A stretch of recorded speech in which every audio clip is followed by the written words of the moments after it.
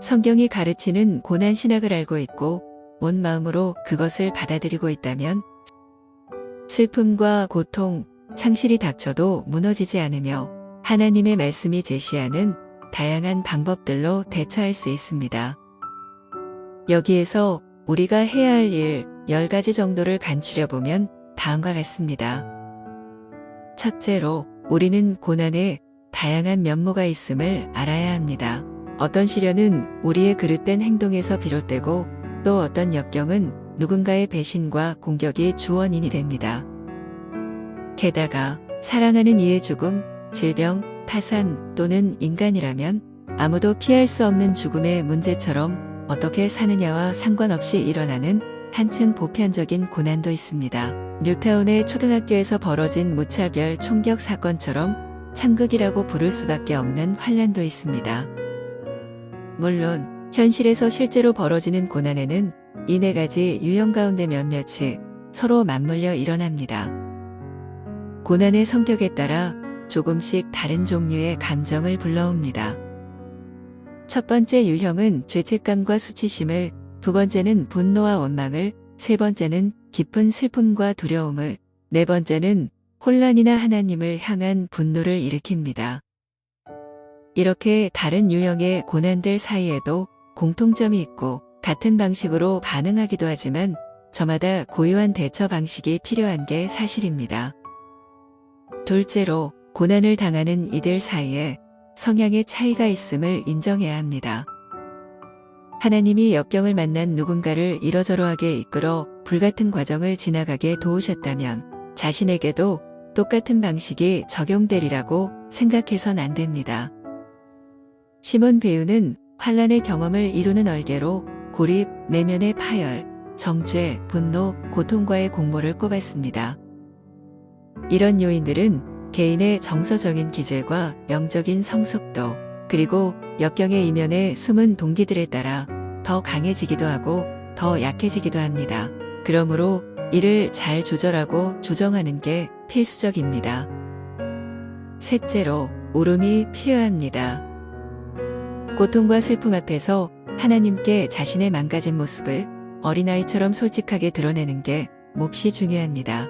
신앙을 내세워 감정을 부정하거나 지나치게 통제하려 해선 안 됩니다. 탄식하는 시편이나 욥기를 읽기를 바랍니다. 하나님은 우리의 절박함을 오래 참고 지켜봐 주십니다. 온 마음을 주님께 쏟아 놓으십시오. 넷째로, 믿고 의지해야 합니다. 성경은 감정을 숨기지 말고 하나님 앞에서 토해내라고 가르치지만 다른 한편으로는 그분이 주권자심으로 하나님의 지혜를 믿고 의지하며 우리가 걷는 길을 그분이 이미 걸으셨으므로 그분의 사랑을 신뢰하라고 요구합니다.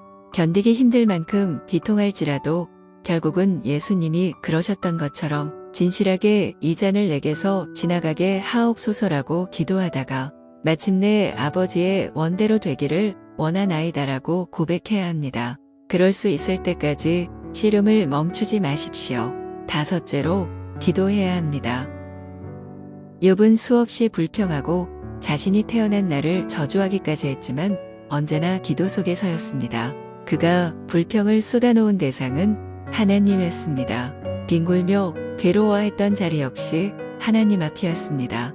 시련을 겪는 동안 설령 메마르고 고통스러운 나날일지라도 성경을 읽고 기도하고 예배에 참석하길 잊지 말아야 합니다. 시몬 베유는 하나님을 사랑할 수 없으면 그분을 사랑하길 소원하거나 적어도 사랑할 수 있게 도와주시길 구하기라도 해야 한다고 말했습니다. 여섯째로, 생각하는 훈련을 해야 합니다. 진리를 묵상하고 하나님이 우리를 위해 행하셨고 또 앞으로 하실 일들을 기억하는 데서 오는 바른 안목을 갖춰야 합니다. 아울러 자기 성찰에 힘써야 합니다. 그러려면 마음의 소리에 귀를 기울이는 동시에 마음과 대화하며 설득해야 합니다. 내 영혼아, 왜 낙심하니? 하나님의 은택과 구원을 잊지 말라고 이야기해 주십시오. 이러저러한 방법을 써서 어떤 느낌에 초점을 맞추는 게 아니라 언제고 마음이 정돈될 때까지 한 방향으로 생각을 집중하라는 뜻입니다. 우리가 마음을 써야 할 사고와 성찰은 전반적으로 크리스천의 소망과 연결되어야 합니다. 자신이나 다른 누군가의 죽음을 마주한 상황이라면 하늘나라와 부활, 약속된 미래를 묵상하는 게 특별히 중요합니다. 또한 이는 다른 모든 고난에도 결정적인 의미를 갖습니다.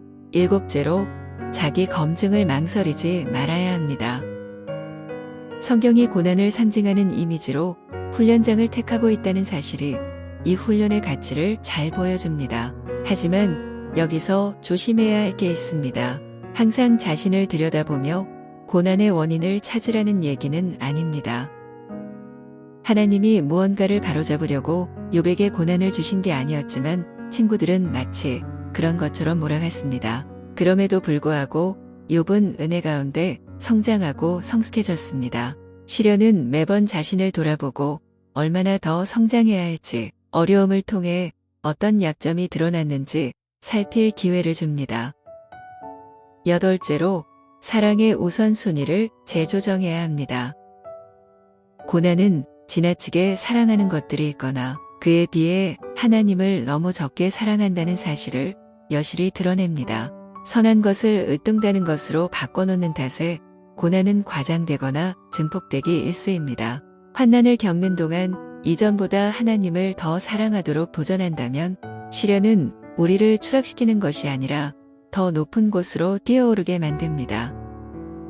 기도하고 생각하며 우리 영혼에 베풀어 주시는 사랑을 믿고 의지하는 가운데 하나님이 우리를 위해 예수 그리스도를 통해 겪으신 고난을 인식할 때 그런 역사가 일어납니다. 아홉째로 공동체를 피해선 안 됩니다. 시몬 베유는 어떻게 고난이 고립으로 이어질 수 있는지 이야기합니다. 하지만 초기 크리스천 공동체들은 시련을 겪는 이들이 피하기 좋은 곳으로 명성이 자자했습니다. 초대 교회 저술가들에 따르면 크리스천들이 고난 속에서도 행복하게 죽음을 맞이한 건 남달리 강인해서가 아니라 교회가 견줄 데 없을 만큼 강력한 동정과 지지를 보내주었기 때문이었습니다. 복음은 욥의 도덕적인 친구들처럼 재난을 주는 위로자가 자라나지 못하게 막아줍니다. 그리스도의 복음은 세속 사회에서는 생각할 수 없는 방식으로 고난의 경험을 설명하고 의미를 부여합니다. 수많은 크리스천의 사랑과 지지를 받을 수 있는 교회를 찾으십시오. 열째로 고난 가운데는 특히 4가지 형태 가운데 처음 2가지는 하나님의 은혜와 용서를 받고 그것을 다른 이들에게 다시 베풀기 위해 일종의 기술 같은 게 필요합니다. 곤경이 윤리적인 실수와 죄스러운 성품의 결함을 드러내는 경우는 회개하고 하나님 그리고 이웃과 화해하는 법을 배워야 합니다. 배신과 불의에서 비롯된 고난이라면 용서를 배우는 게 결정적입니다. 나를 해코지한 상대를 마음으로부터 용서하고 복수하고 싶은 마음을 내려놓아야 합니다. 그래야 정의를 효과적으로 추구할 수 있습니다. 이 모든 일은 처음에는 조지 허버트의 말처럼 당신의 기쁨을 눈물로 바꾸는 작업일 뿐이나 나중에는 당신의 깊은 슬픔이 노래로 변할 것입니다.